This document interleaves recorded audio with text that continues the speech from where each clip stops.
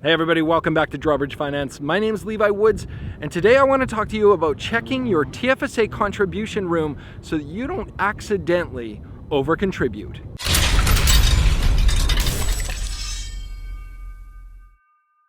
I'm down here in sunny San Francisco. You can see it here in the background.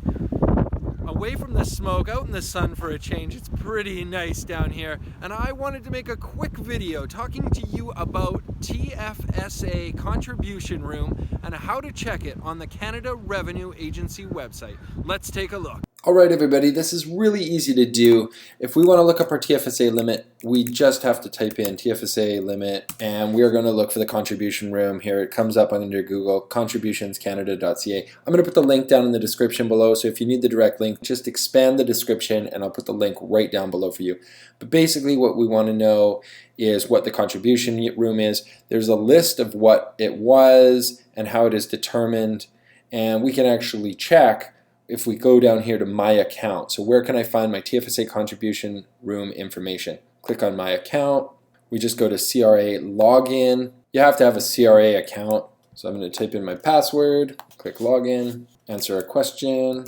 Now once I'm here and I'm logged in, I want to click on this button that says RRSP and TFSA and RSP deduction limit. I want to look at my tax-free savings account limit. So click here. Contribution room, click. Tells us some important information which we should read. This is the most important one. Your transactions that were made in 2018 are not included.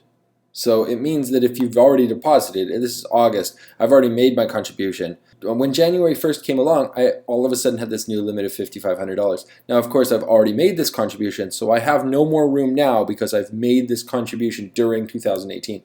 But that's really what you want to look at. What is this number at the very top of this chart? 2018 TFSA contribution room, and then you subtract anything that you've added to that. For some people, this could be a large number. This could actually be $57,500 as a maximum if you had never contributed to your TFSA before. Super important to check this. That's all that I've got for this video today. Thank you so much for watching. Let's get rich together.